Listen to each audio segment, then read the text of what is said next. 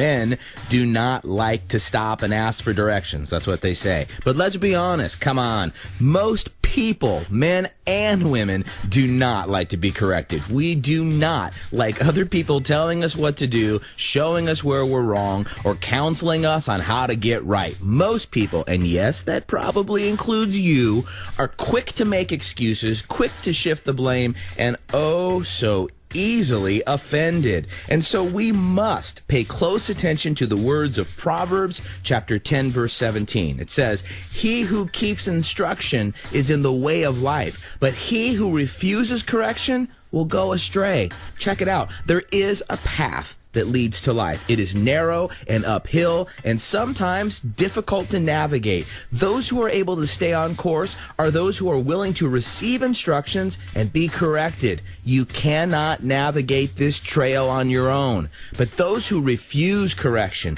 those who will not stop to get directions, will ultimately wander off course into valleys of pride and isolation. Listen, none of us gets it right all the time, and most of us are blind to our own faults. We all need help. We all need instruction. We all make mistakes and need to be corrected. And please understand, how you handle criticism, what you do when corrected, will reveal whether you are on the path to life or wandering astray. Yes, humility is a way to life and peace. Pride is a road to isolation and death. Let's not be afraid to get directions and receive correction.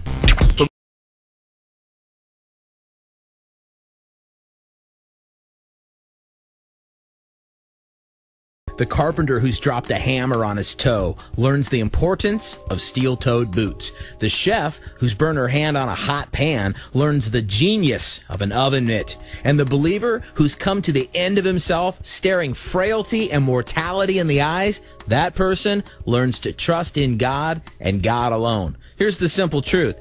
Pain can be one of life's most effective teachers if you're paying attention. So with that in mind, here's the Apostle Paul in 2 Corinthians chapter 1, verse 9, and I quote, "Yes, we have the sentence of death in ourselves, that we should not trust in ourselves, but in God who raises the dead." Yeah, Paul, because of his love and commitment to Christ, lived a life of suffering so extreme that there were times when he actually expected to die. But rather than complain, give up, or shake his fist at the sky, the mighty apostle allowed his difficulties to teach him a valuable lesson. If you can't avoid frailty and death, you'd better run to the God who's committed to raising the dead. But not everyone comes to that same conclusion. Some who come face to face with weakness and mortality will turn to science or humanism, and some who lament life's aching brevity simply eat more fiber and say their prayers. Yes, pain can be an effective teacher, but only for the wise and attentive student. So how about you? Are you attentive? Paying attention? Trusting in your strength, your wisdom, your capabilities will only earn you the dunce cap. But understanding that we should not trust in ourselves, but in God who raises the dead, that will move you to the head of the class.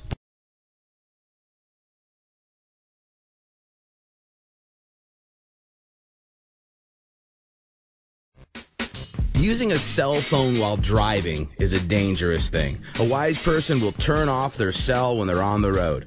Running with scissors is a dangerous thing. So when on their way to cut something, a wise person will walk and rarely run. And get this, using our lips to produce words is a dangerous activity. And a wise person will speak no more than they have to. Here's Proverbs chapter 10, verse 19. I quote, "In the multitude of words, sin is not lacking, but he who restrains his lips is wise." Yeah, limiting dangerous activity is a wise thing. We should avoid driving without a seatbelt. It's dangerous. We should avoid running across a busy street. It's risky. And we should avoid talking too much, because the more we talk, the more likely we are to say something offensive or to speak something insensitive or verbalize something unholy. Unfortunately, though, we live in a society that values speaking your mind and saying whatever you feel the moment you feel it. Don't hold back talk, baby. Tell us what you really think. But we, as Christ followers, are called to be different.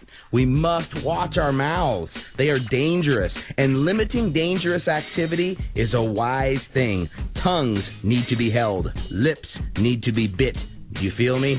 Here's some good advice. Limit phone use while driving, avoid running when handling cutlery, and don't talk more than you absolutely have to, because the more we talk, the more likely we are to sin. Therefore, a wise person will say as little as possible.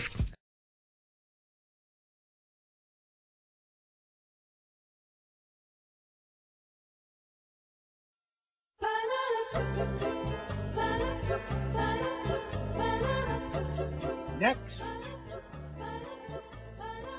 File, please.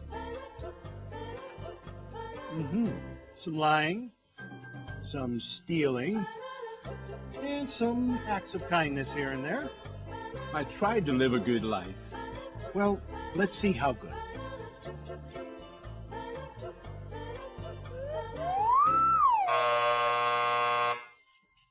This way.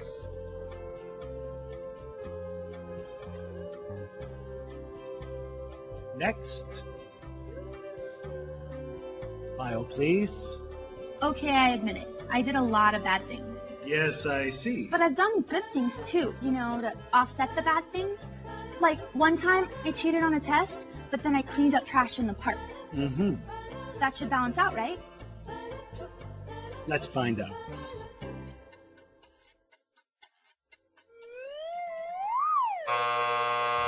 This way. That should have balanced out, right? It should have balanced out. Next. File, please. Impressive. Oh yeah, I devoted my entire life to make this world a better place. I dug wells in Africa, I donated blood every month, and I ran an orphanage in India. I just wish I could have done more. And is this your subscription? I only read the articles.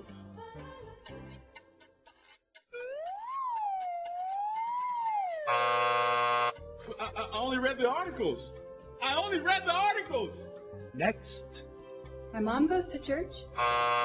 Was baptized as a baby? Take American Express, right? Next. File, please. Whoa. Somebody's been busy. Well, let's get this over with. Sorry, I didn't know he was with you. Okay, step on the scale. Not you. Him.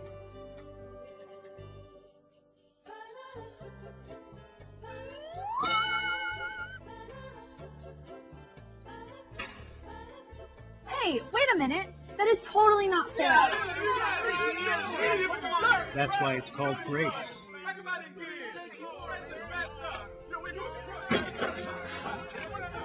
Next.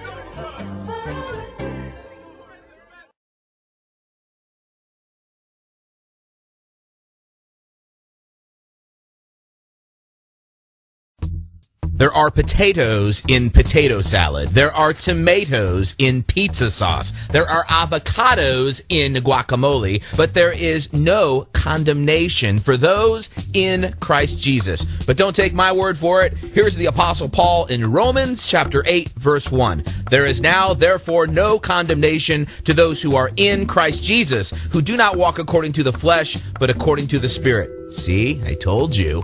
Messiah was judged for us. Christ was punished for us. Jesus was condemned to die for us. And now he is alive for us. In other words, it is finished. The tomb is empty. And there is therefore now no condemnation to those who are in Christ Jesus. So, leave your past in the past and be free. Yesterday is yesterday. God is in your corner. Yes, Jesus is on your side. The Father in heaven not only loves you, he likes you. There is forgiveness and hope in Christ for us. There is peace, joy, and life in Christ for us. But because of the cross and the resurrection, there is therefore now no condemnation in Christ for us.